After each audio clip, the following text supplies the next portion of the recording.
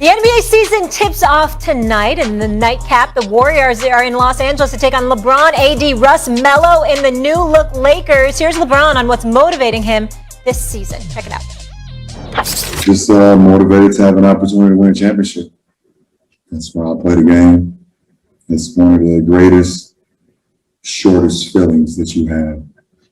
You win a championship and everything that you've put into that year just hits you all at once.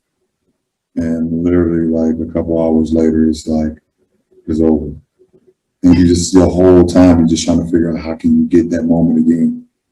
Seriously. And that's part of my motivation still, just always trying to, get that feeling.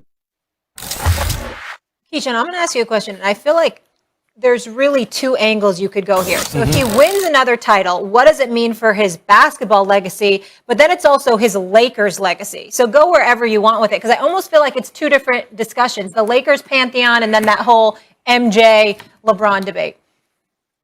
Look, I've always been one that I enjoy greatness. Okay, there's going to be a conversation LeBron, Michael Jordan. But you can't even have an NBA conversation to start with if you can't talk about Kareem Abdul-Jabbar. You might be too young to see Kareem play. Yeah. I was young enough to see him play. Toward the end of his career, he still had dominant years. You can't start that conversation without mentioning him. I get it. Michael Jordan changed the whole way we look at basketball and the tennis shoe game and all those sort of things. And LeBron is doing what he does.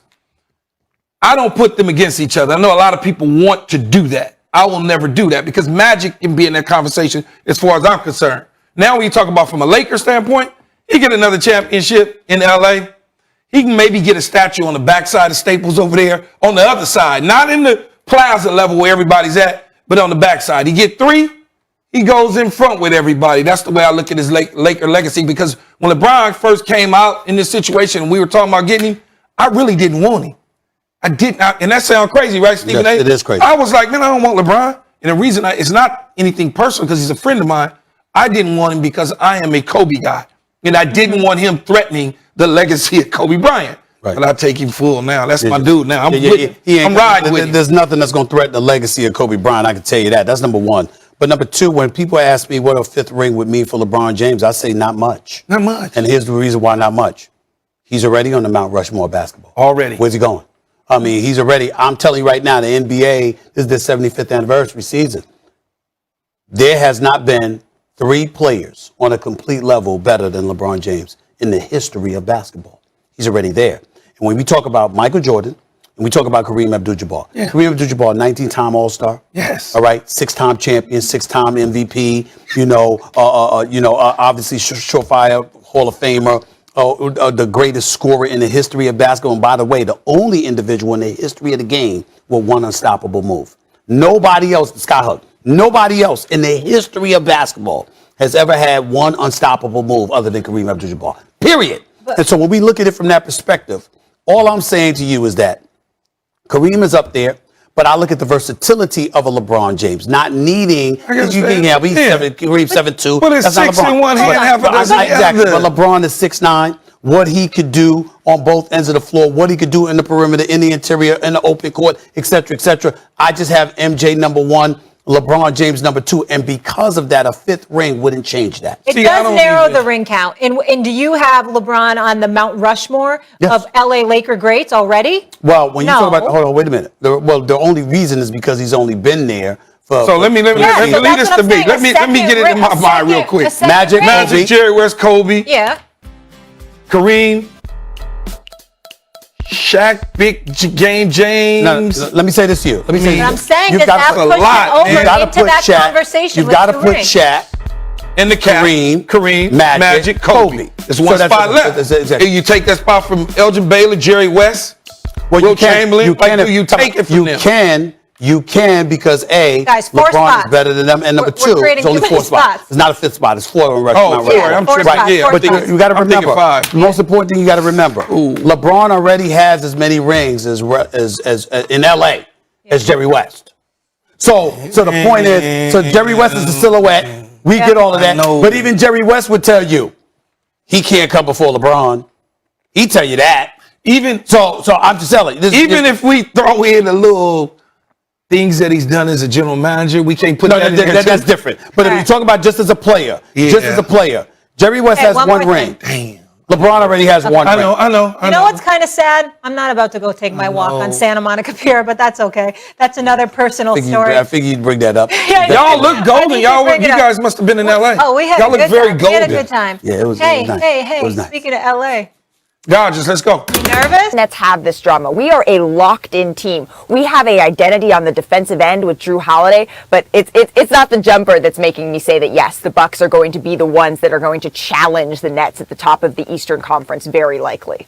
Well, I'm glad it's not what's convincing you, because I'm not convinced he has a jump shot. As far as I'm concerned, the game. Guys, it was kind of a joke. Everyone's taking it so literal. No, I'm saying he has been working. Jeez. Well, let me Free say throws this. aren't a joke. Well, let me I say this know. to you. The reason why we take it seriously, Molly, Yeah. is because he's proven that he works on his game Yes, every day. absolutely. And if he's working on it that hard, then you know he's going to be better. Mm-hmm. I'm just saying that in the throes of competition, I have to see it to believe it, because he's so dominant in other aspects that shooting jump shots might take away from what he normally wants to do, and you never know what level of patience he'll be able to exercise in that regard. Having said all of that, they do have something to prove. There are a lot of people that are running around acknowledging that if Kyrie Irving had not gotten hurt, the Milwaukee Bucks wouldn't be champions. Yeah. So they've got that to prove.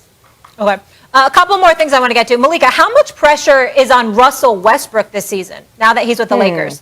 You know, I don't think that it's all on Russell Westbrook. And yes, I know there are the discussions that are going around of, okay, how much does he need the ball? What about his three-point shooting? Is that going to create enough space for LeBron? But I'm looking at Anthony Davis here. He missed 30 games after hurting his Achilles in mid-February, but they were 15-5 in games where AD scored 25 or more points. And they were 23-13 in the regular season when he played. And without him, they were 19-17, which is the same win percentage as the number 9 Grizzlies. So when I look back to when they won the championship in the bubble, and that was a tough championship to win for a variety of different reasons, it was Anthony Davis who people were looking around and saying, whoa, is he going to be the finals MVP instead of LeBron James? And so he knows, and he knows that he needs to go into this season and have that sort of play. Russell Westbrook, they brought in to take some minutes off of LeBron. It's going to be interesting to watch him, but I'm looking at Anthony Davis as the person who potentially has more pressure on him. You know, talking to Westbrook this offseason and knowing that he feels a certain way about the way people think about his play on the court, he certainly understands he's there to take that pressure, much like you said, Malika, off of LeBron James and just basically contribute at a level that will help bring a championship back to LA. He's not worried and getting caught up in triple doubles or anything of that nature. He knows that everything's going to go through LeBron at the end of the day when LeBron's on the floor with him. Russell Westbrook is a high-end competitor. He's a warrior. He's a superstar in this league, and his character should never be questioned. Having said all of that, it is important to remind people of this. Russell Westbrook has Kevin Durant, James Harden twice, Victor Oladipo, Paul George, Bradley Beal, and now LeBron James and Anthony Davis as teammates, and has 0 championships to show for it. So this year, with LeBron and AD as his teammates, there is going to be some pressure on him to show up and show out, because you know if he does, they should win it all. Yeah, Stephen A., but you go back to OKC days, they were young, man. No, I totally agree with you. Yeah, they were young. No, I'm not questioning that. I'm just saying, as a resume, when you reflect on the career of Russell Westbrook, you're going to look at all of those teammates, and you're going to ask, do you have a chip to show for it? That's where the pressure comes from, and that's what he's going to have to answer to with the Lakers now, because this is his best chance to win a championship. We got this, man. Don't worry about it. We got this. Okay, just like your Dodgers, Atlanta owning you. Malika, I'm focused on Malika. This isn't about you, okay? Malika, Kendrick Perkins, his jump shot. Oh. How'd you feel about that? Oh boy. I mean, it should have been Richard. Kendrick, I love you, but Candace, Queen Candace, it should have been played by Richard, because Richard nailed this in rehearsals. I promise. Kendrick, we love you. Stephen A., can you do it better? That's an NBA guy? That's a champion. An NBA That's champion. NBA champion. My I'm guy, just now Kendrick saying Perkins. May I come to the defense of my brother Kendrick Perkins? Oh. Kendrick Perkins never, ever in his career was accused of being a scorer. Doesn't matter. Ever. That's not what he does. Stephen A. He was an enforcer. Stephen A. I'm just saying. Do you think Kendrick Perkins has never taken a jump shot in his life between college, high school, college, All and the NBA. All right, We're let's going to get give him in here. another chance. We're going to give him another chance. Can I answer that question? Come on, man, stop. I never saw him Malika, attempt one thank in you his so NBA much. career. NBA Today on Stop, ESPN, man. 3 Eastern. In Malika warm-ups? Andrew is the host. Check it out. Malika, see what I deal with? You're going to have to deal with this with the guys. My goodness, I Trying got to get Richard and people to Perk. listen. Best of luck. Yeah, exactly. We can talk. Especially Richard Jefferson. All right, you're going to crush it and have a great season. We'll all be watching. Thank you so much, guys. Okay.